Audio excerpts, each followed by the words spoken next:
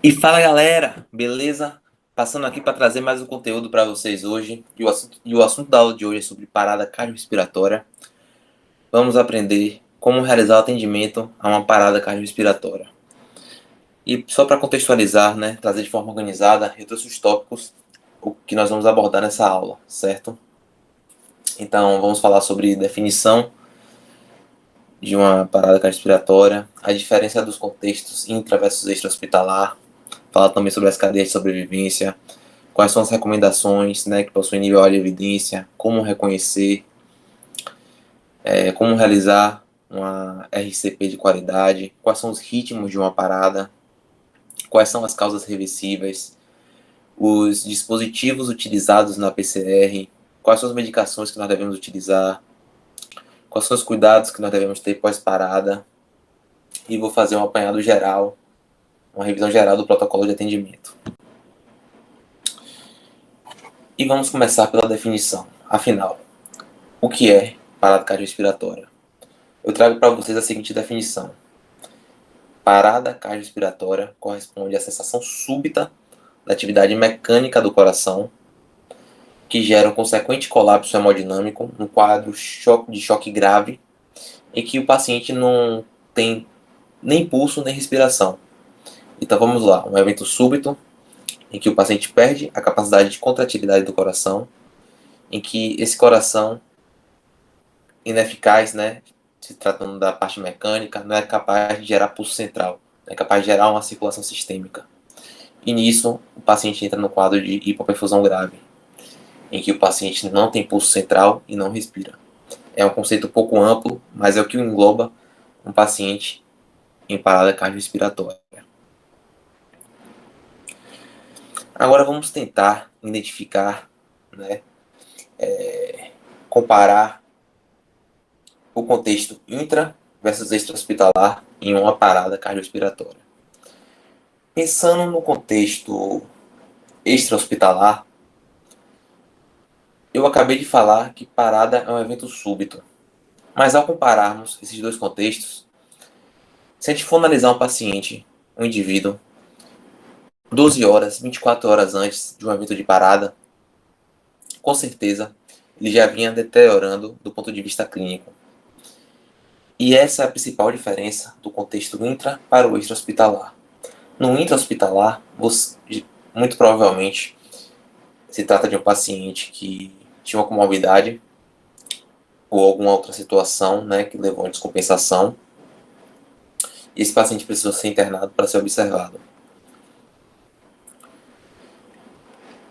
A grande diferença está aí, na observação, porque a equipe médica conseguiu observar esse paciente, consegue observar esse paciente no intra-hospitalar, a fim de qualquer alteração em sua hemodinâmica, esse tipo de paciente sofrerá intervenção. Então imagine, ele pode desenvolver uma hipotensão,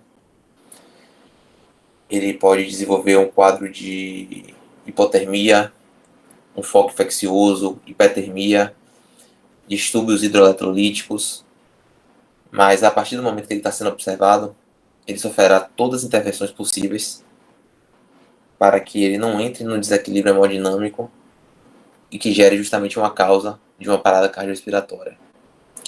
O que nós não observamos no ambiente extra-hospitalar. No âmbito extra-hospitalar,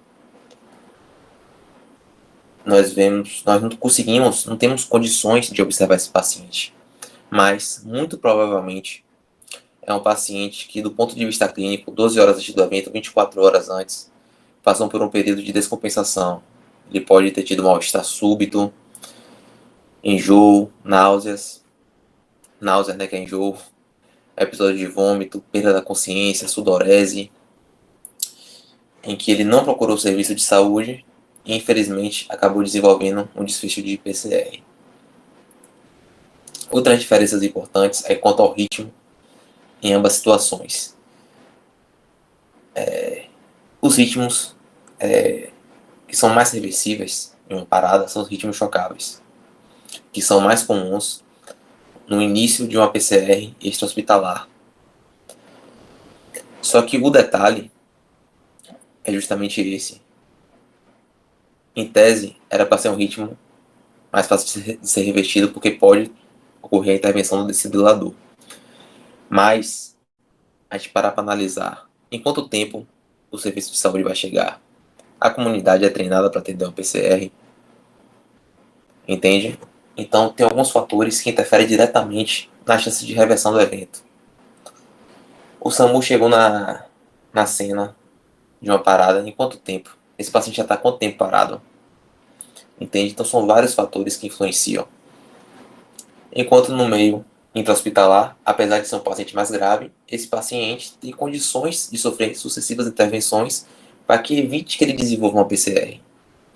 Entende? E é muito mais comum no âmbito intra-hospitalar uma PCR por ritmos não chocáveis.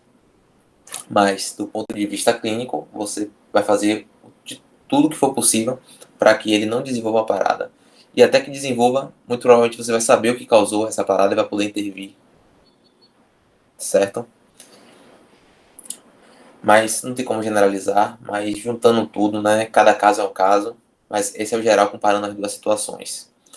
E a cadeia de sobrevivência muda um pouco, né? A depender do contexto. Então, você está no âmbito extra-hospitalar. Você primeiro tem que reconhecer, né? Você vai checar a responsividade do paciente. Se o paciente não responde, você vai chamar por ajuda. Vai acionar o serviço médico de emergência. Em seguida, você vai checar o pulso e a respiração. Caso não tenha respiração, você vai iniciar uma RCP de qualidade até a chegada do serviço de saúde. Se for possível, você desfibrila precocemente, mas se não tiver um desfibrilador externo automático, você vai manter a RCP até a chegada da equipe de saúde. E aí, os serviços médicos, né, e avançados de emergência vão até o local, o serviço avançado vai tratar a parada no local e depois, em contato direto com o setor de regulação, vai encaminhar esse paciente para observação, certo? Já no âmbito intra-hospitalar, o principal foco, né, o primordial, é a vigilância e prevenção do evento. Tudo que eu acabei de falar, certo? É isso que vai prevenir que o paciente desenvolva uma PCR, apesar de em tese ser um paciente mais grave. Então, vamos supor que é um paciente que já está sendo monitorizado, né?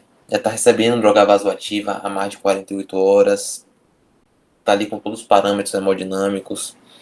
Então, do nada, você está acompanhando o paciente e ocorreu uma mudança no monitor. Você não precisa checar a responsividade desse paciente. Você já checa direto o pulso. Lembramos que nós devemos checar o pulso central, carotídeo. E ao confirmar o ausência de pulso, você imediatamente pede o carrinho de parada e aciona a equipe do seu hospital para atender esse paciente. Até a chegada dessa equipe com o carrinho de parada, é o seu papel manter um RCP de alta qualidade. E outra vantagem do meio intra-hospitalar é que você vai poder, né, realizar a rápida desfibrilação, certo? O que muitas vezes não é possível no extra-hospitalar. E aí que tem, né, algumas diferenças. Mas muito provavelmente, esse paciente que para no intra-hospitalar, muito provavelmente é um ritmo não chocável. E aí depois você vai dar todo o suporte, né, avançado e os cuidados pós-PCR para esse paciente, né? Garantir um leito em UTI para ele ser observado é uma das condutas. Bom, agora eu vou falar sobre a fisiopatologia da parada cardiorrespiratória, perdão, em que, de antemão, eu já digo que muitos professores não aceitam essa classificação, mas o professor que eu utilizei para usar como referência dessa aula utiliza e eu estou seguindo a linha dele. Mas tome muito cuidado e eu vou sinalizando para vocês o que geralmente causa divergências. E uma delas é sobre a fisiopatologia. Então, sobre as fases da parada cardiorrespiratória, nós temos a fase elétrica, a fase hemodinâmica e a fase metabólica. Sobre a fase elétrica, ela ocorre do início da parada até 5 minutos após o início da parada, né? Aconteceu a parada, até 5 minutos o paciente está na fase elétrica, que corresponde a uma fase em que o paciente não possui alterações metabólicas. Se você for observar o conteúdo arterial de oxigênio, ele ainda tem conteúdo arterial de oxigênio. Ele não tem acidose metabólica. Ele não tem aumento da PCO2. Tudo isso às custas da perfusão tecidual que estava ocorrendo até pouco tempo, certo? É um paciente que não apresenta acidose metabólica, então ele não tem nenhuma alteração metabólica decorrente da hipoperfusão tecidual.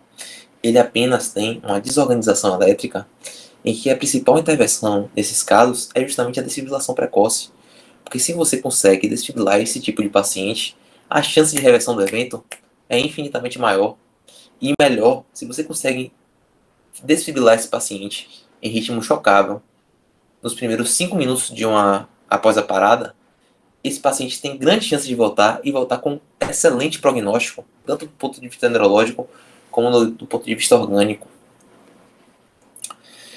E como eu falei, na grande maioria das vezes se trata de um ritmo chocável e a melhor intervenção, se tratando da fisiopatologia, é a desfibrilação. Por isso que é importante, e eu gosto dessa classificação, para você entender uma parada e não ficar decorando. Certo? Por que a desfibrilação é importante? Por que a desfibrilação precoce em nível área de evidência? Justamente por causa disso aí. A fase hemodinâmica, que é a segunda fase, né, posterior à fase elétrica, é a fase que corresponde aos 5 aos 15 minutos da PCR. É uma fase que o paciente começa a apresentar a repercussão metabólica da hipoperfusão tecidual. Então o paciente começa a apresentar uma acidose metabólica importante, começa a reter CO2, começa a apresentar aumento do lactato, metabolismo anaeróbio começa a trabalhar em alta. O ritmo elétrico passa a ter influência bioquímica. E se a gente for parar para analisar, a gente pensa, certo, a recomendação sempre é desfibrilar precocemente, mas calma. Se você pega um paciente que já está em plena acidose metabólica, em que você pensa na acidose metabólica, a acidose metabólica causa travamento enzimático, a acidose metabólica causa bloqueio de receptores adrenérgicos e diversos outros receptores. Falei dos adrenérgicos porque uma das medicações utilizadas na parada de extrema importância é a adrenalina, em que se você tiver com o paciente com acidose metabólica extremamente descompensada, a adrenalina não faz efeito. Você pode administrar a dose que for, ela não faz efeito. Então seria muito mais interessante do ponto de vista fisiopatológico, né? Eu entendendo a fisiopatologia, seria muito mais interessante, então, eu garantir a mínima perfusão tecidual, melhorar essa acidose, ofertar oxigênio, fazer compressão de qualidade, melhorar essa destruição hemodinâmica nas custas decorrentes da hipoperfusão, que começou a fazer efeito, para depois utilizar o desfibrilador para reconhecer o ritmo e chocar se necessário. Com isso, eu melhoro o prognóstico e aumento a chance de reversão do evento. Porque quando eu for utilizar a adrenalina vai fazer mais efeito. Entende? Então, tem umas coisas que é bom a gente ter na nossa cabeça para a gente entender a parada. Mas, repito, talvez isso que eu estou falando aqui agora seja considerado um absurdo por muitos professores. Sigam a linha de quem está te ensinando. Ok? Sobre a fase metabólica, né, que é a última fase, que ocorre a partir dos 10 ou a partir dos 15 minutos de uma parada, já é a fase ali que o negócio começa a ficar feio. Cada minuto que passa fica cada vez mais difícil de você trazer o paciente de volta. Então o paciente começa a apresentar travamento enzimático dentro da mitocôndria, começa a apresentar uma acidemia e uma acidose lática muito mais intensa. A partir dessa fase, a lesão neuronal, além de ser fixa, passa a ser progressiva. Então o prognóstico do ponto de vista neurológico já começa a ladeira abaixo. Então, após a reversão do evento, uma boa intervenção seria a hipotermia. E tome muito cuidado com essa intervenção, porque faltam estudos, tem muitas divergências, mas tem muitos profissionais também que defendem, né? Mas siga sempre, novamente, o seu professor.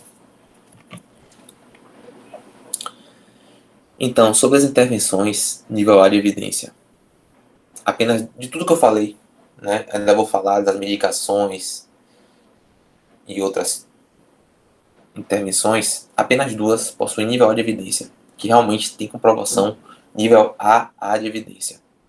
São duas. Um RCP de qualidade, que são compressões de alta qualidade, e o uso do desfibrilador precoce. Aí você pensa, será que eu vou ter desfibrilador precoce em todas as situações? Não. Mas a RCP só depende de você. Então, é nosso papel, nossa missão, nosso dever, saber realizar compressões de alta qualidade. Então, eu checo a responsividade, o paciente não responde, eu chamo por ajuda.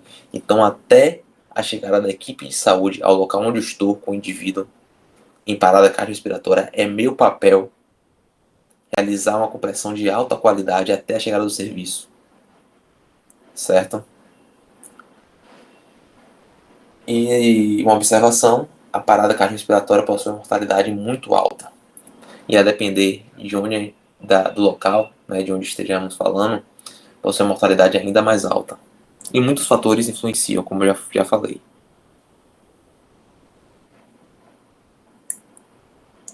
Então, o que corresponde ao RCP de qualidade?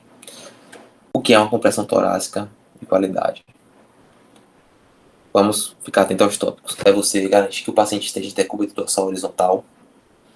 O paciente deve estar sobre a superfície rígida. Vou atentar vocês a dois tópicos. Você chamar por ajuda não é tempo perdido, é tempo investido. E segundo, você garantir uma superfície rígida em suas compressões não é tempo perdido, é tempo investido. Guardem isso com vocês. Região hipotenada da palma das mãos, na região média inferior do externo. Saibam exatamente onde é a região média inferior do externo, porque é nela que você deve posicionar para realizar as compressões, dedos entrelaçados, uma mão sobre a outra. Não tem esse negócio de mão forte embaixo, mão fraca em cima, não. Coloque o posicionamento em que você se sinta mais confortável para realizar compressões. Verifique bem na prática de vocês e pesquisem vídeos para vocês alinharem e aprender o correto posicionamento. O alinhamento do ombro com as mãos, o ângulo de 90 graus, o movimento como deve ser feito, certo? Isso tudo é muito importante, porque uma compressão de qualidade só depende da gente. Então vamos lá, você fez tudo certo, posicionamento adequado, tá tudo ok.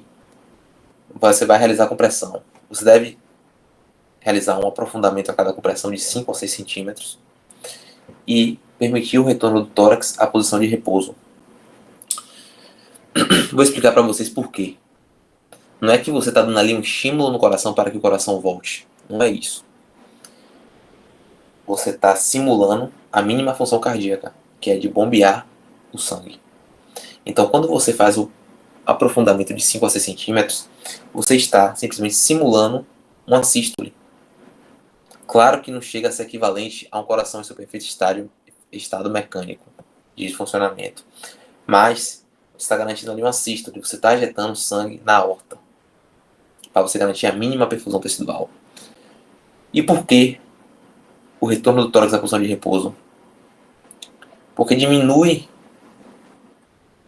a pressão positiva, né? Isso gera o retorno venoso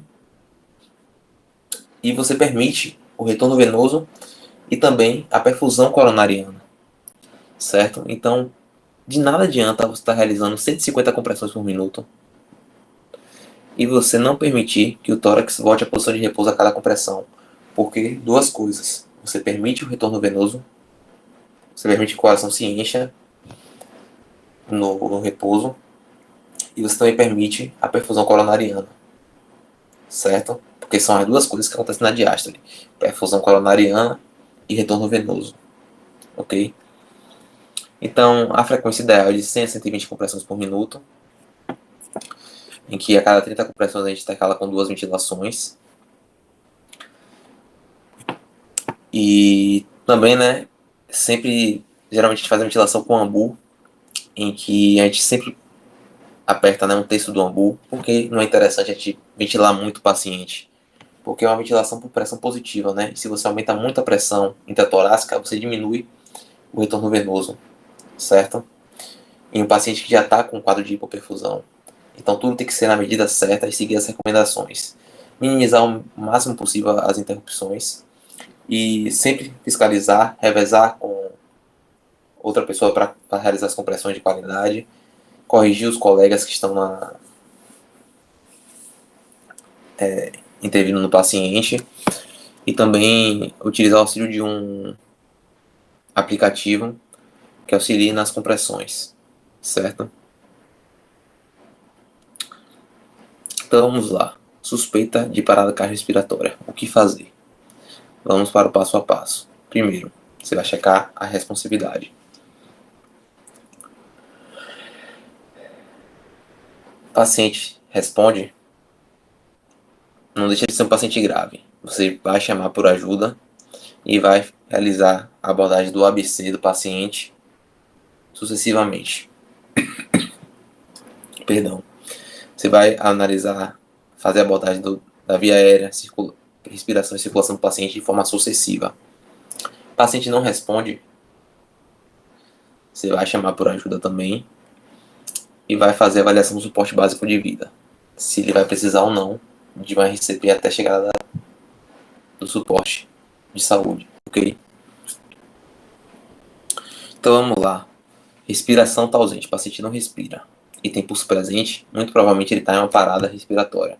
Então, esse é o papel, abordar a via aérea desse paciente, ver se tem uma obstrução por queda de base de língua, se tem a presença de algum corpo estranho, algo que obstrui a via aérea dele. E, se possível, você realiza ventilações nesse paciente para que evite que ele desenvolva justamente uma parada por hipóxia, certo? E se o paciente tem uma respiração ausente e um pulso presente, esse paciente está em parada cardiorrespiratória. E aí você inicia um RCP de qualidade até o serviço de saúde chegar ao local. Então, o que fazer? Isso vai ser repetitivo. Primeiro, você vai checar a responsividade. Como é a responsividade? Mãos nos ombros do paciente, com força, né, sem causar lesão no paciente, claro, mas de forma vigorosa. Senhor, senhor, o senhor está bem? Senhor, senhor, o senhor não está bem? O paciente não responde. O paciente é responsivo, inconsciente. E aí? Vai fazer o quê? Você vai chamar por ajuda. Duas pessoas mais próximas, você liga o 92 e você traga um DEA. E aí depende de onde você esteja, né? Em shopping, você consegue um desfibrilador. Em academia, você consegue um desfibrilador. Agora, se for uma situação que realmente não dê, é seu papel, né? Levar do jeito que dá. E aí, logo em seguida, né, após chamar por ajuda, você vai verificar a respiração e o pulso do paciente. Então, paciente tem pulso, sempre pulso carotídeo do lado que você está do paciente. Você tem até 5 a 10 segundos para verificar a respiração e o pulso. O paciente não tem pulso, não respira, inicie a RCP e mantenha a RCP de qualidade até a chegada do serviço de saúde, ok? E fique ligado, o paciente tem pulso e respira, realize a avaliação do ABC. E aí, de acordo com a conduta com o médico regulador, ele vai te indicar se é melhor você levar um hospital próximo ou se vai mandar um serviço de saúde básico ou avançado até você. O paciente tem pulso e não respira, é seu papel ventilar o paciente, tentar ofertar oxigênio de alguma forma para ele, para que justamente ele evite uma parada por hipóxia, ok? E você fica com o paciente, avaliando sempre ele, para que ele não desenvolva uma parada, certo? Isso é evitar, porque às vezes a gente checa o pulso, acha que o paciente não está parado, a gente deixa o paciente de mão, né? Chama o serviço de saúde, deixa o paciente de mão, e aí quando o serviço está vindo até o paciente, ele tem uma parada e quando o serviço chega, vamos supor que ele tem 3 minutos de parada e você não observou. Olha o que você poderia ter evitado, né? Então toda atenção é pouca. O paciente não tem pulso, não respira ou está em gasping, né, que é uma respiração agônica, esse paciente está parado. Então é importante a gente saber, né, ter noção que é uma respiração em gasping, para que a gente não misture as coisas, né? Entenda que o paciente em gasping é um paciente que está parado e nós devemos iniciar a RCP, certo? Sobre o exame físico ABC, o A corresponde à abordagem da via aérea, o B da respiração e o C circulação. Então, observação. Ao se deparar com um paciente consciente que tem pulso e respiração, continue avaliando constantemente o ABC até chegar ao serviço de saúde. Certo? Já acabei de falar isso. Sobre a via aérea, o que é que você vai abordar nesse paciente? Paciente consciente, respira e tem pulso, você vai avaliar. Tem alguma obstrução por queda de base de língua? Você pode fazer a elevação da mandíbula desse paciente, verificar se tem obstrução base de língua, se tem a presença de algum corpo estranho, se é um paciente que apresenta palidez, cianose.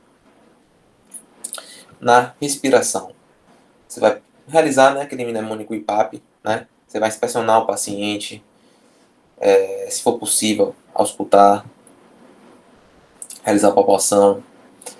Mas o mais importante é a inspeção e a ausculta nessa situação. certo? Então você vai ver se o paciente tem turgência jugular.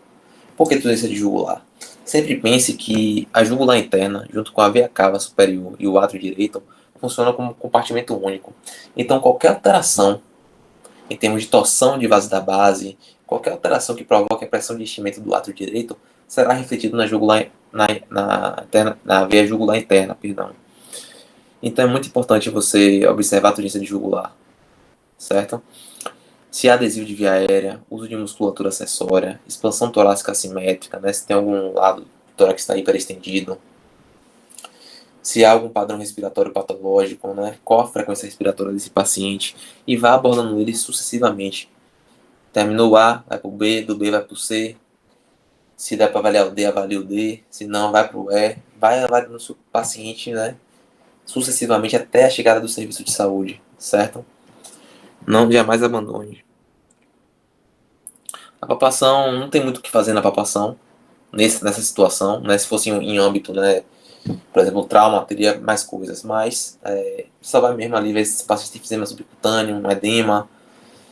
Como o paciente está inconsciente, não vai poder relatar dor, né? Você não é necessário investigar a crepitação de arcos costais. Então, palpe bem de leve mesmo, assim, para ver se tem alguma alteração e segue o baile. Na ausculta, aí se você tivesse um esteto disponível, né? A gente pensando nas mais diversas situações, né? Seria interessante você verificar se os números vesiculares estão audíveis e bem distribuídos, ou se há sinais, né, os ruídos adventícios que sejam sugestivos de congestão pulmonar, certo? Então, na ausculta, tem algum foco de ausculta de base ou ápice pulmonar que tem algum estertor crepitante ou subcrepitante, você fica atento.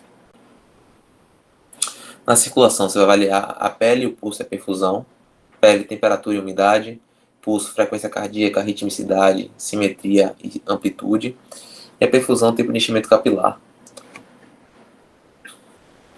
Isso, né, lidando com o paciente, né, um indivíduo, que você, como estudante de medicina, pode abordar até a chegada do serviço de saúde, certo? Agora, sim, cada caso é um caso. Eu estou mostrando para vocês a abordagem ABC para que vocês fiquem cientes que deve ser feito, certo? E eu acho legal, né, enquanto estudantes, a gente depara com a situação dessa, né, o paciente não responde, você chamou por ajuda, falou da situação, e você, quanto estudante, né, você ficar ali do lado do indivíduo, né, e reavaliando, e quando chegar a equipe de saúde, você passar tudo para eles, eu acho isso fantástico, velho. E agora vamos entrar, né, nos ritmos de parada cardiorrespiratória, em que consta, né, em duas classes, né, dois grupos, os ritmos chocáveis e os ritmos não chocáveis. São dois ritmos chocáveis e dois ritmos não chocáveis. E é de extrema importância que vocês entendam que são dois protocolos que a gente segue para o atendimento de uma parada cardiorrespiratória. E depende justamente do ritmo. Ok? E agora eu vou trazer uma observação para vocês. O que define que o paciente está parado não é o monitor eletrocardiográfico, é a ausência de pulso central. Ok? O monitor eletrocardiográfico só nos mostra em qual ritmo o paciente está. Ok? E é justamente o monitor que é de extrema importância para a gente definir qual conduta nós vamos tomar. Se é para uma conduta, um protocolo para ritmos chocáveis ou para ritmos não chocáveis. Ok? E quais são as formas de monitorar? Você pode monitorar de três formas. Se for um paciente intra-hospitalar, muito provavelmente vai estar com eletrodos no tórax, já vai estar sendo monitorado, tudo ali bonitinho no monitor. Você pode monitorar através reconhecer o ritmo através do desfibrilador externo automático ou através do desfibrilador manual, ok? E aí você deve saber quais são os ritmos chocáveis, quais são os ritmos não chocáveis e qual conduta você vai tomar em cada um dos ritmos, ok? Esses são os 4 ritmos de parada. O primeiro que nós vemos aqui é um caso de assistolia. Deu uma travada, agora apareceu. O primeiro que nós vemos é a assistolia, uma linha isoelétrica. Nós vamos abordar um por um e o que fazer em cada um. O segundo ritmo também é um ritmo não chocável, corresponde a uma atividade elétrica sem pulso. O terceiro ritmo é uma fibrilação ventricular, né, também conhecido como ritmo caótico. E o quarto ritmo, uma taquicardia ventricular sem pulso. E o que define se você vai tratar um ataque cardíaco ventricular como um ataque arritmia ou como uma parada cardiorrespiratória é a presença ou ausência de pulso central. Sempre pense nisso, certo? Lembre da definição que eu dei para vocês. Foi uma definição que eu dei pouco ampla, confesso, mas que você tem que pensar. Paciente que está parado é paciente que não tem pulso central e não respira, ok? Então, quais são os ritmos chocáveis de uma parada cardiorrespiratória? São dois: fibrilação ventricular e taquicardia ventricular sem pulso. E quais são os ritmos não chocáveis? A ESP, que corresponde à atividade elétrica sem pulso, e a sistolia. Fibrilação ventricular. Existem dois tipos de fibrilação ventricular, a fina e a grossa. Em cima vemos o exemplo de fibrilação ventricular fina, um ritmo caótico. Embaixo nós vemos a fibrilação ventricular grossa, um ritmo caótico que você não identifica nada, absolutamente nada.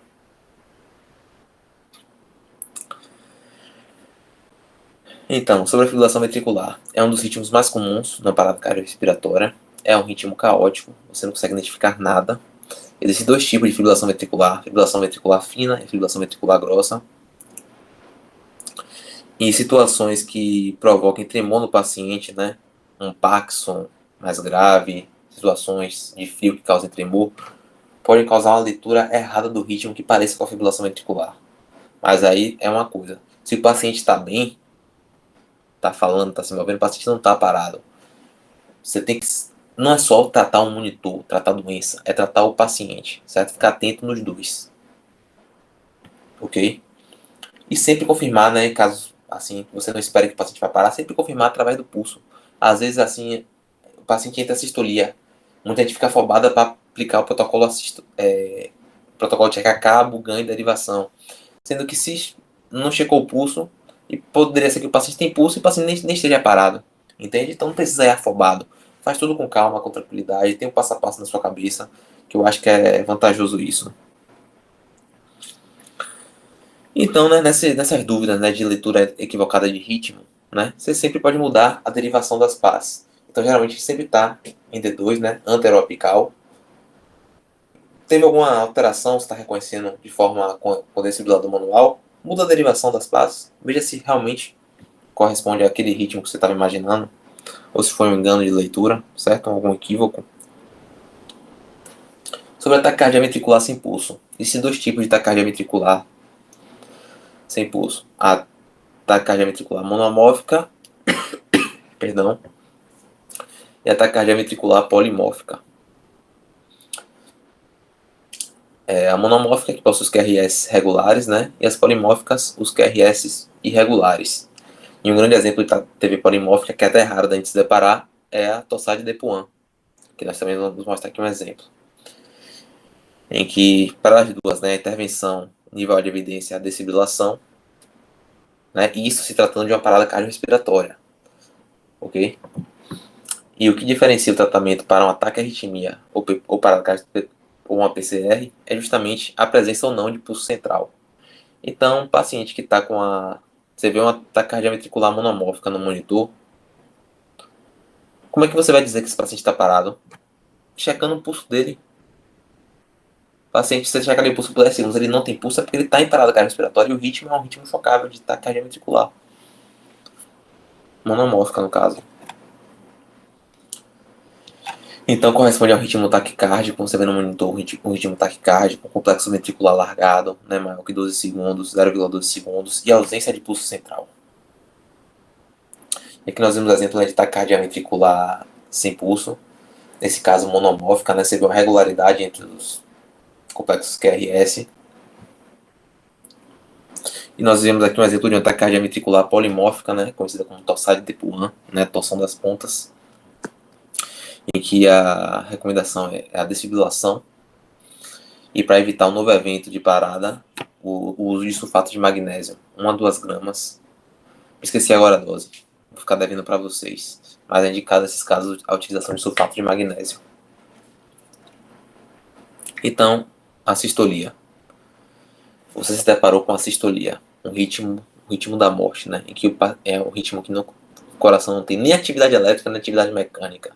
Nos outros, o coração até tem atividade elétrica presente. Mas na sistolia é o único ritmo que o paciente não tem nem atividade elétrica nem atividade mecânica. O que é que você vai fazer? Você sabe que o paciente está parado, você confirmou que ele não tem pulso central. Você está vendo uma sistolia, uma linha isoelétrica, o que você vai fazer? Você vai aplicar o protocolo cagada. Vai checar cabos, ganho e derivação. Por quê? Porque você precisa confirmar que é uma sistolia e não que e confirmar que você não está confundindo com uma fibrilação ventricular fina. E qual a importância disso? Um é um ritmo chocável e o outro é um ritmo não chocável. E você lembra que eu falei dos protocolos? Nós seguimos dois protocolos no atendimento de uma parada cardiorrespiratória. Protocolo para ritmos não chocáveis e chocáveis. Já pensou se você confunde um ritmo chocável com não chocável? Já pensou o prejuízo no ponto de vista de sobrevida do paciente, chance de reversão do evento? Então, sempre que você se deparar com a sistolia, cheque os cabos, aumente o ganho e mude a derivação. Fez esses 3 passos e você confirma que é uma sistolia, você vai conduzir o protocolo de ritmo não chocável. Se você checou os cabos, aumentou o ganho e na derivação você viu que era uma fibrilação, na mudança de derivação você confirmou que era fibrilação ventricular fina, tudo muda completamente. Você vai seguir o protocolo de atendimento de um paciente em ritmo chocável. Então, como é? O cabo está conectado, os eletrodos estão bem posicionados. Segundo tópico, você vai dar um zoom, né? Vai aumentar o ganho. Você vai dar um zoom no monitor. É realmente uma sistolia ou uma fibrilação ventricular fina? E por fim, você muda a derivação. E só siga o protocolo após a confirmação do ritmo de PCR. Você tem que confirmar que é uma sistolia. Ok? Confirme. Não é tempo perdido. Certo? Esse é o ritmo de assistolia, uma linha isoelétrica, né? E gera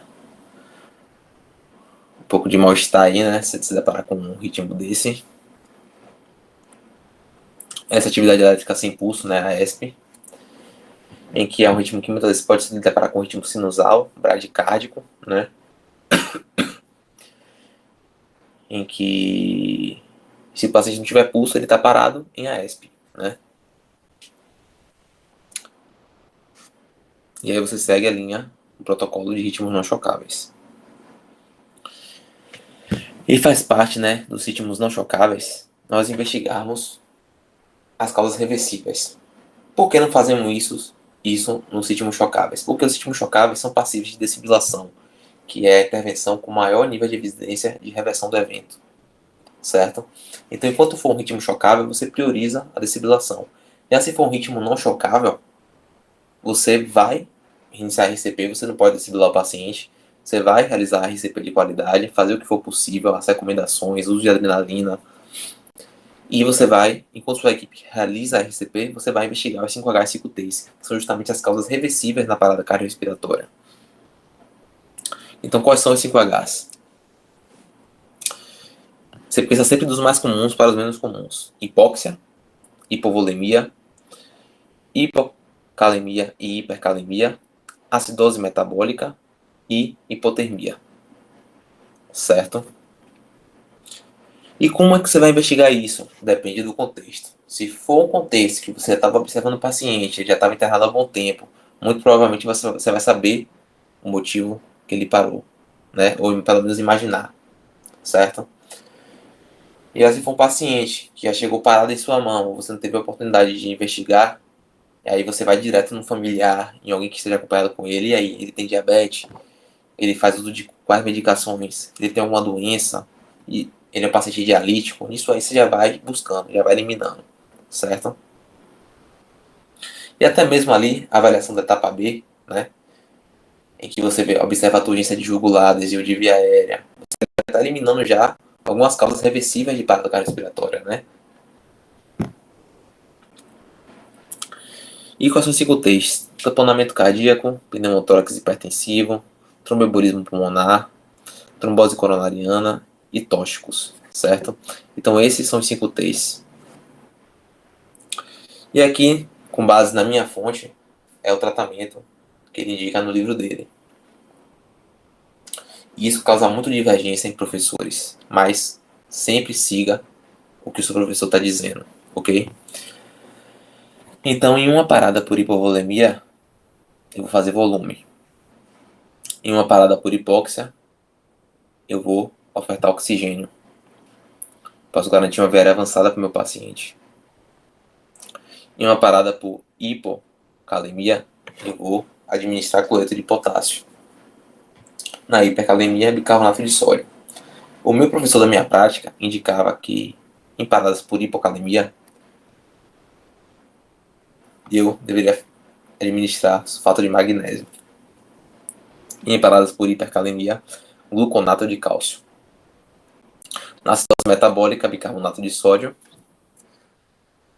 Na hipotermia, aquecer com manta térmica ou fazer soro aquecido. Tamponamento cardíaco, pericardicentese.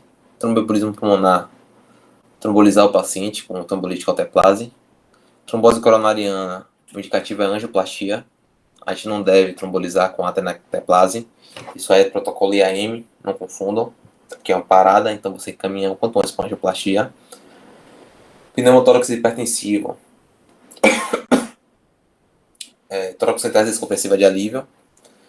E os tóxicos, você vai utilizar um antídoto da droga. Certo? Então, por exemplo, uma intoxicação por carbamato, né, que é o chubinho, que é o organofosforado, você vai observar sinais, né? Na análise da pupila, você vai ver uma pupila em miose, né, as duas pupilas contraídas. Você vai ver uma descarga do sistema parasimpático, né? Você vai ver o paciente talvez com cialose e com outras repercussões, né, do sistema parasimpático. E aí você pode utilizar um antídoto que é a atropina. Mas sempre você vai buscar alterações, né, investigar. Se for uma intoxicação, né, uma parada por uso de cocaína, você vai ver ali as pupilas dilatadas, né, em midríase. Se for uma intoxicação por opioides, você pode utilizar naloxone, antidepressivos tricíclicos, bicarbonato de sódio. Beta-bloqueadores, uma intoxicação por beta-bloqueadores, você pode utilizar glucagon. Bloqueadores de canal de cálcio, você pode utilizar o calciônico. Uma intoxicação, né, por paracetamol, N-acetilcisteína. Esses são alguns que tem na minha cabeça. Vamos lá. Quais são os dispositivos utilizados numa parada?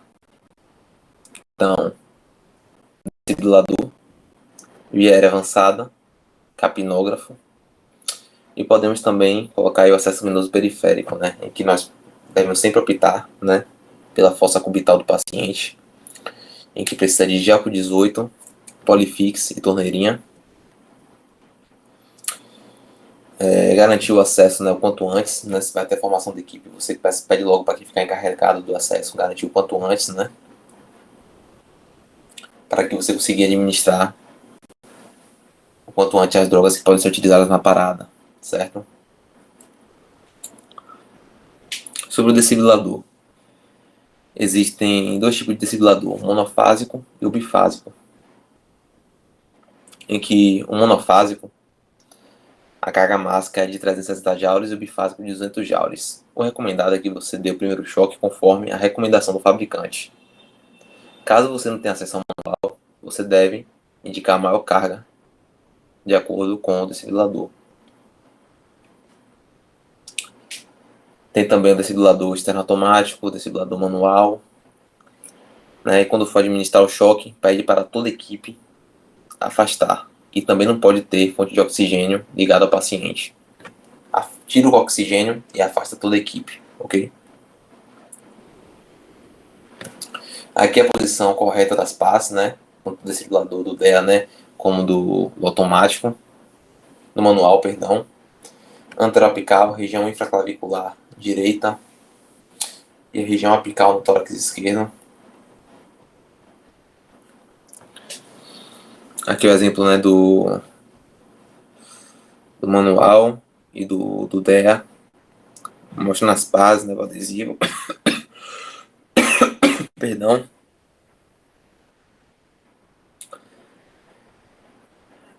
Sobre a VR avançada, né? Quando eu devo garantir uma VR avançada para o meu paciente? E quais são os tipos de viária avançada? Sobre os tipos de viária avançada, nós temos dispositivos supraglóticos, né? Máscara laríngea, tubo laríngeo, tubo esôfago-traqueal, a própria intubação orotraqueal, que é a viária avançada definitiva. Então, quando eu devo garantir uma viária avançada? Na minha visão, em duas situações. Quando você suspeita que é uma parada por hipóxia, ou quando você não consegue ventilar direito esse paciente, né? A máscara do lampo não está bem acoplada no rosto, após a cada ventilação você não observa a elevação do tórax. Então, nesses sinais, eu garantiria uma viária avançada e optaria pelo dispositivo supraglótico, por ser um dispositivo de fácil implantação, em que eu garantiria uma ventilação de qualidade para o meu paciente sem interromper por muito tempo a PCR, sem interromper a RCP. E após a implantação da viária avançada, a ventilação durante a RCP passa a ser realizada a cada 6 segundos. Então, a cada 6 segundos você ventila o paciente com viária avançada e as compressões só param após a checagem, só param para a checagem do ritmo e desfibrilação, certo? Compressões ficam ininterruptas e a ventilação a cada 6 segundos, isso tratando de viária avançada. E aí, né, máscara laríngea, né, que é um dispositivo de viária avançada, você vai inserindo, né, ele todo fechadinho. Ao encontrar uma resistência, você só faz insuflar o cofre. E aí ele fica bem aberto, ele fica posicionado no esôfago, mas com a parte bem aberta, né, que nós podemos aqui essa parte aqui é destinada na traqueia. E aí toda a ventilação vai direto na traqueia, garantindo a ventilação de qualidade para o paciente. E aí, devo entubar meu paciente durante uma RCP? Eu sou a favor que não entube, né? Pelo que eu venho conversando com meus amigos, com os professores, durante uma RCP eu não entubaria, certo? Pelo tempo que você perde, né? E se lembre sempre quais são as recomendações de nível de evidência. Uma RCP de qualidade, compressões de qualidade e a desfibrilação. Então, se você perde um tempo no RCP para intubar o paciente, aí já não é mais tempo investido, é tempo perdido mesmo, certo?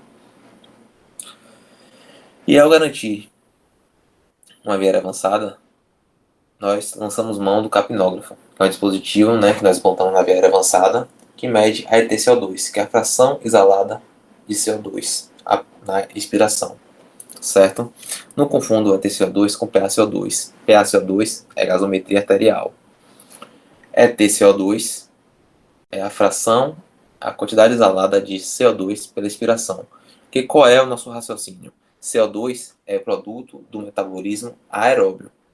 Então, para ter CO2 sendo eliminado, precisa estar chegando oxigênio nas células. Então, quanto mais chega oxigênio nas células, mais CO2 é liberado, mais CO2 é expirado.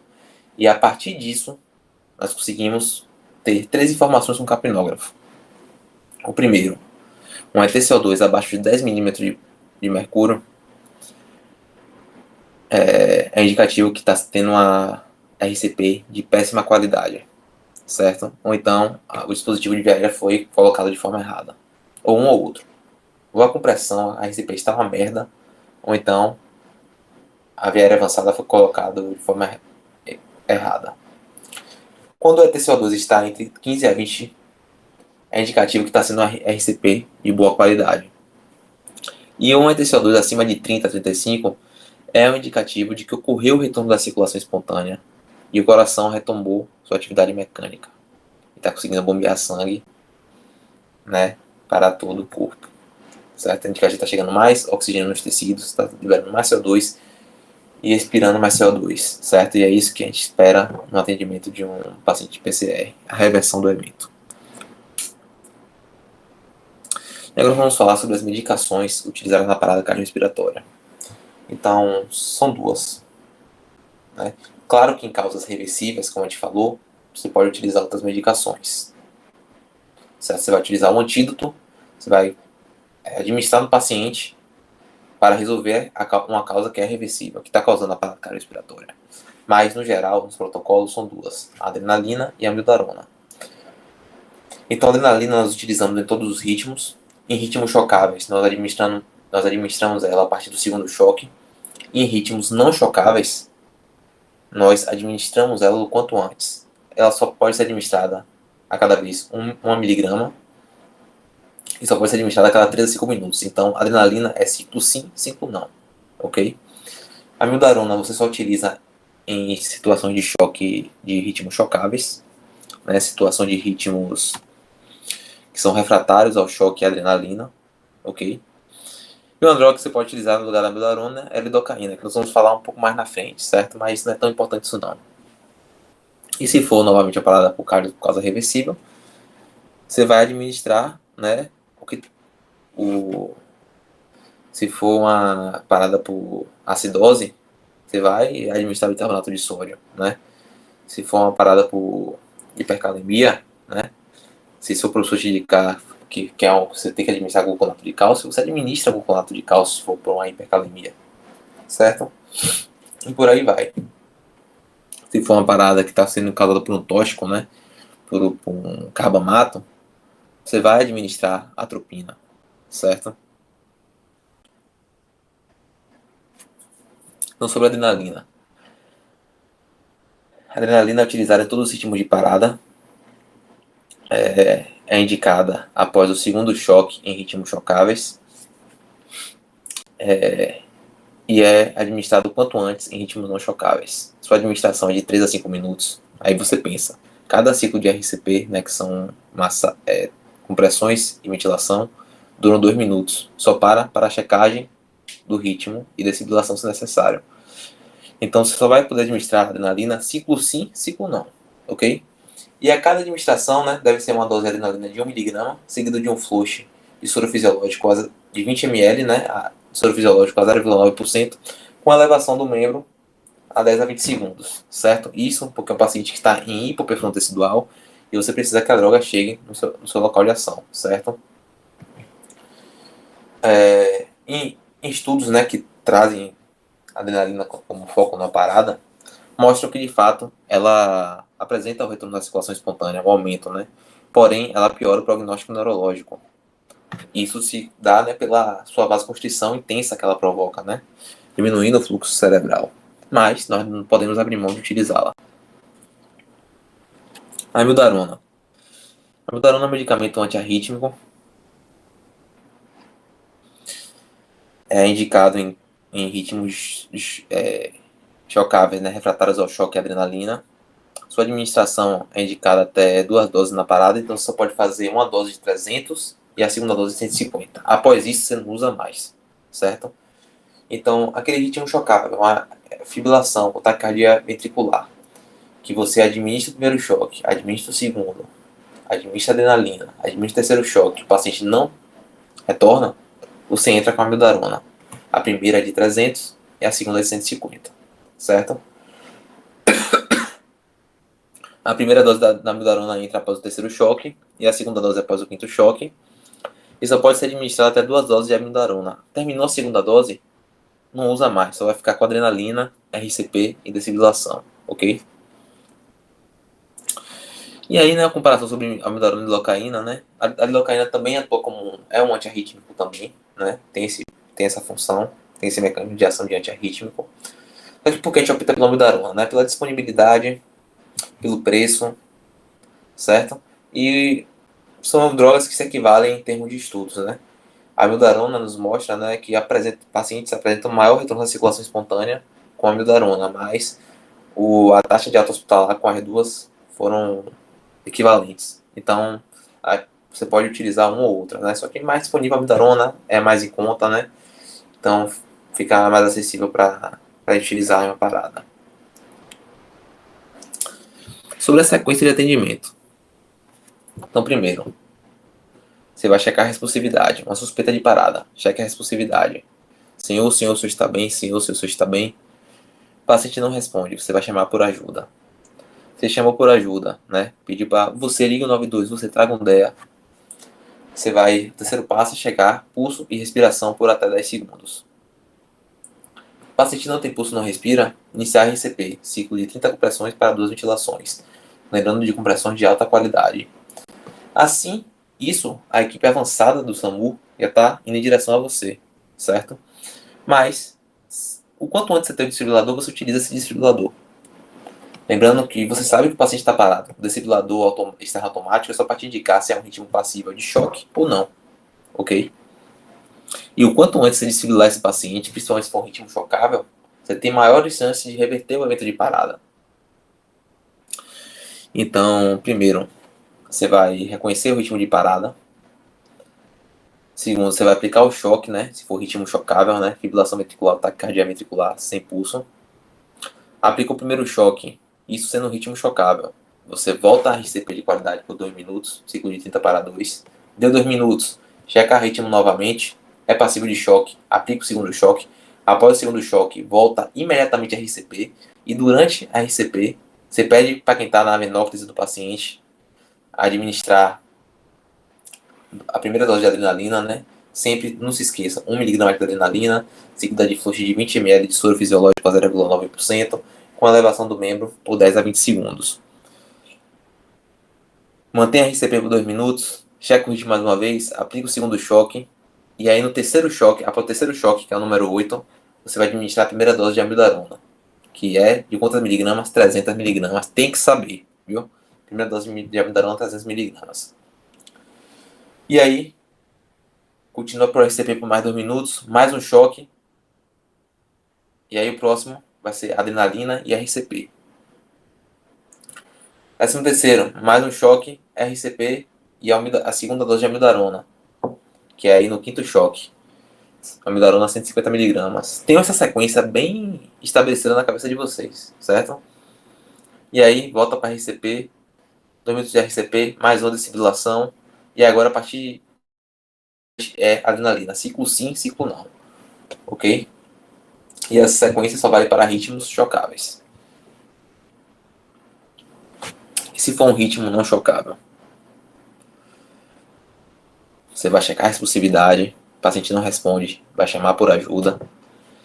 Checa pulso, respiração de forma simultânea por até 10 segundos.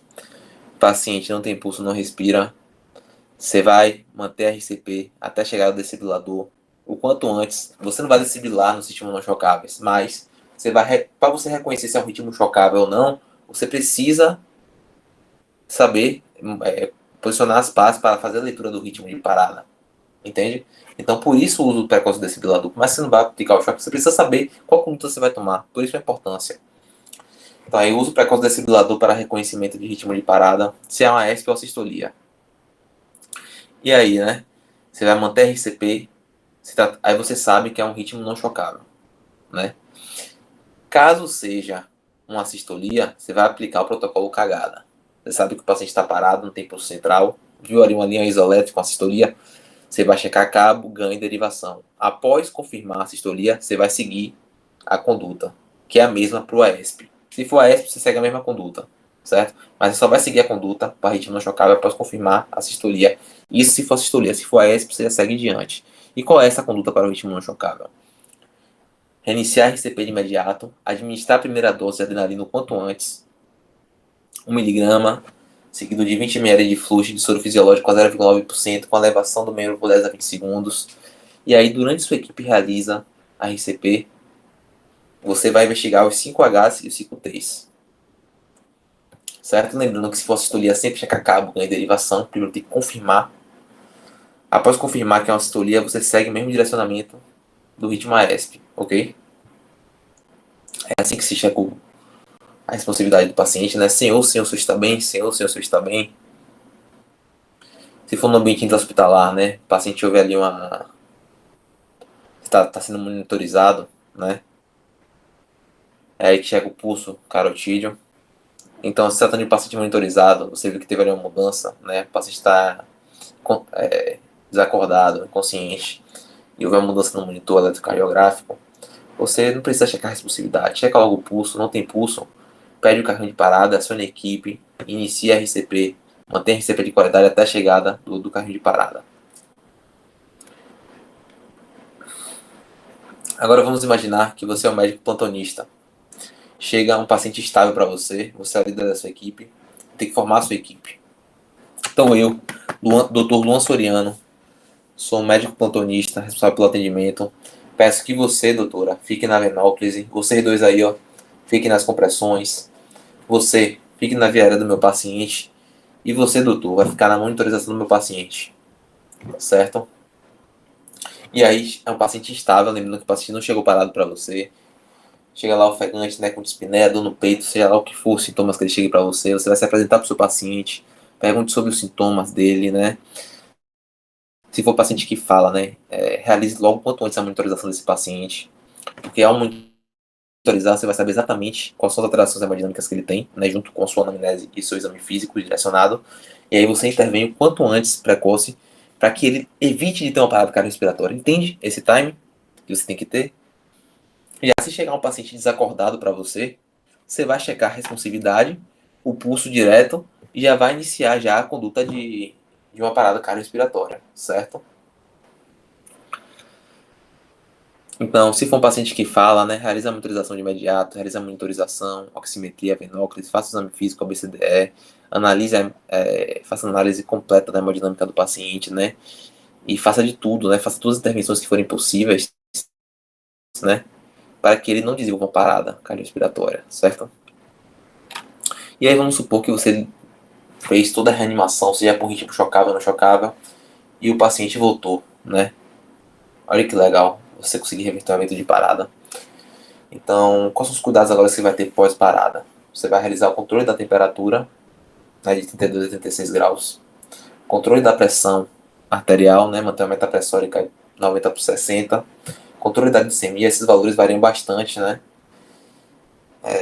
Então você vai botar aí, vai de acordo com sua fonte, né? Eu coloquei aqui a minha, disse que é acima de 140 miligramas por decilitro. Mantenha a saturação parcial acima de 92. Se tiver abaixo, né, e você está ofertando na via aérea oxigênio, né, e tiver abaixo disso, você pode sim pensar na intubação do paciente. Solicitar uma vaga no TI, né, caminhar para o TI. Solicitar um acompanhamento com o médico cardiologista. E aí, se for uma parada com suspeita de infarto agudo, né, do miocárdio, em AM, muito provavelmente o cardiologista vai pedir outros exames, né, mais avançados, um ecocardiograma, e vai acompanhar esse paciente a fim de evitar que ele tenha outra parada. Enquanto exames, né, você pode pedir um ECG de duas derivações, hemograma, gasometria arterial, marcadores de necrose miocárdica, eletrólitos.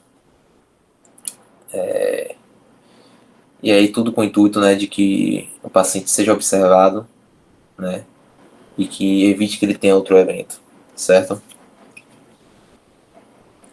E sobre as observações para encerrar a aula, não pode realizar compressões durante a checagem do ritmo.